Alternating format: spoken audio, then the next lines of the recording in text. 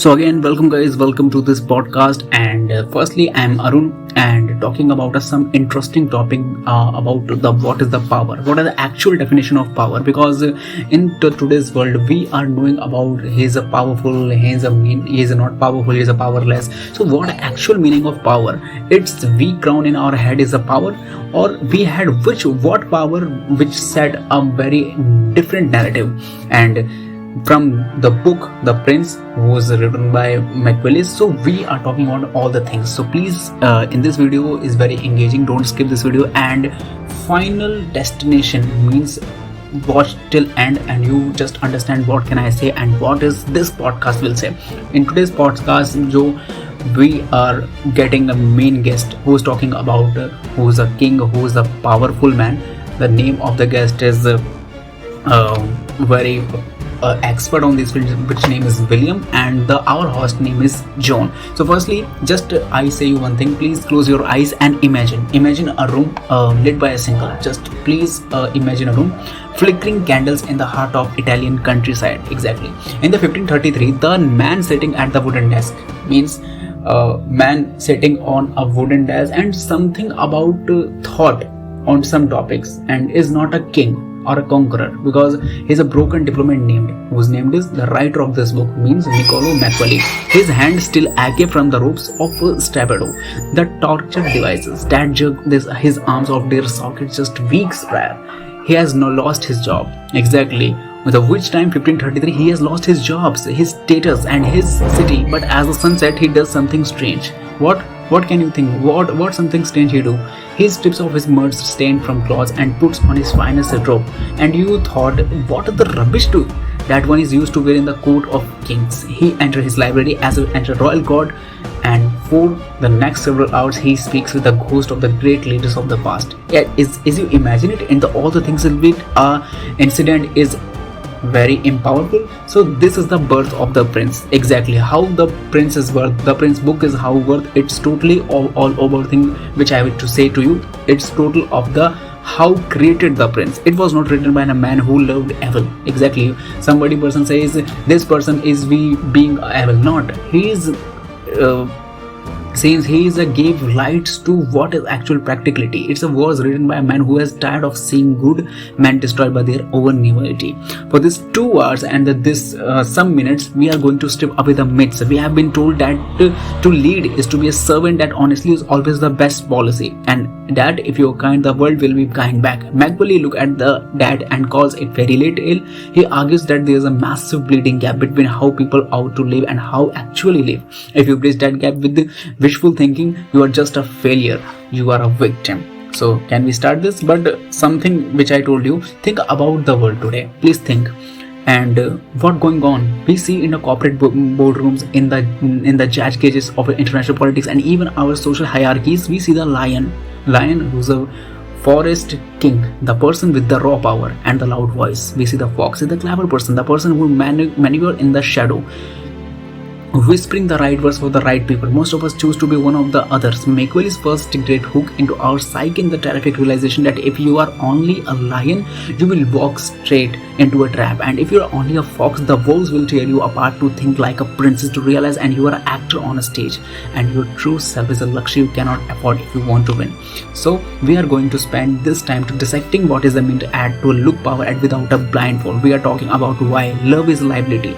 And this word, when I say love is liability, so we are thinking, exactly, love is liability? Are you sure? Exactly, love is a liability because he's take your main important time, and where invested you don't know, because you don't know final destination, you got this or not.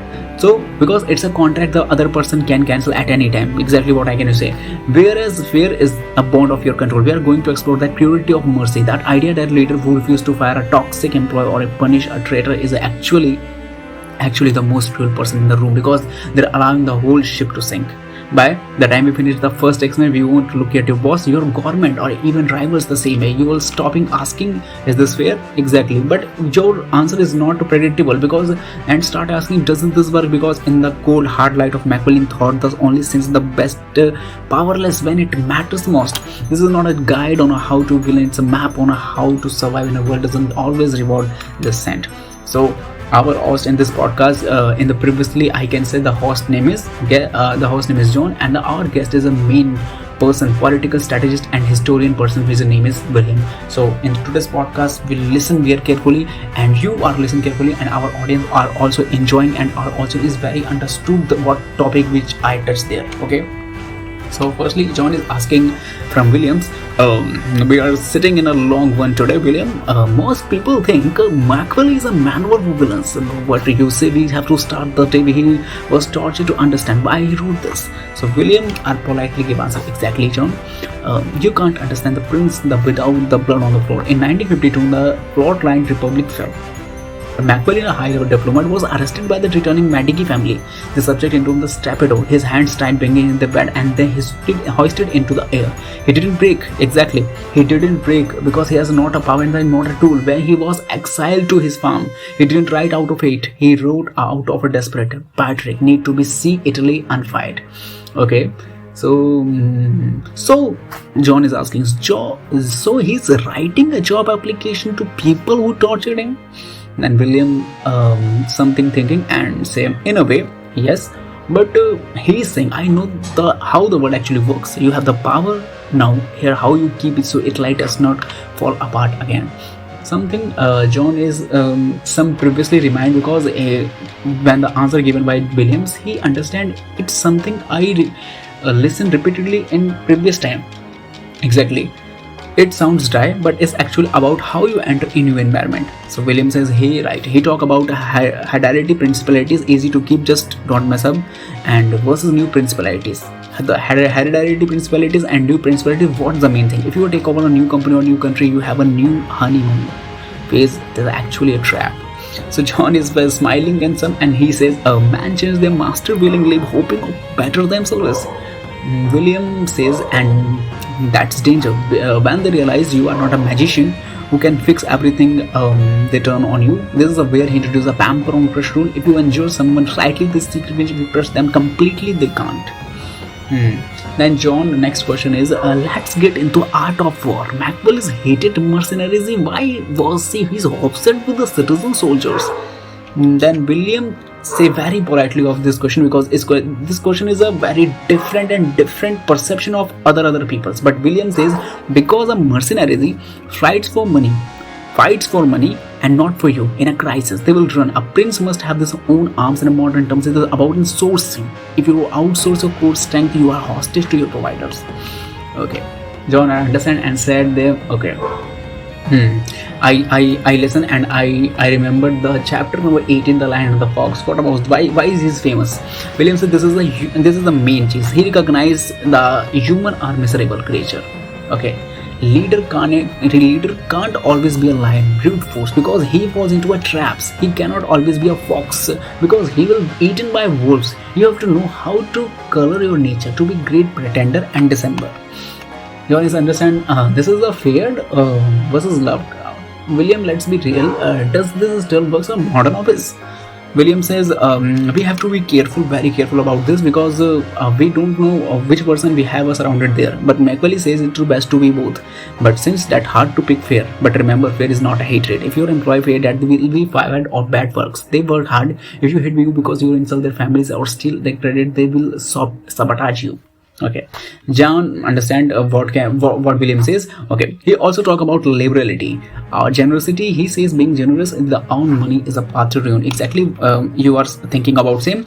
William says exactly. If you are too generous, you are run out of money. Then you have to tax to people, and then they hate you. It's better to be called a miser at the start of the ladder. Why you don't raise taxes? The people see as generous. Okay, John, our next question is asking from. He also talk about where in the home scratch, because he and the book talking about a fortuna. He called it a wild river. You are agree with this statement? So William said this is the most empowering message. He says fortune governs our lives, but we govern their other half by building dams and dikes during the quiet times. If you are prince, you don't wait for crisis to decide your strategy. Okay, John says, okay, and the final chapter are the most people around you, how to choose advisors about flatters, because it's very important and very strange, very difficult to find who's a person to give a best advice of my life, my path, my success on this thing, and who's a main flatters which I don't identify.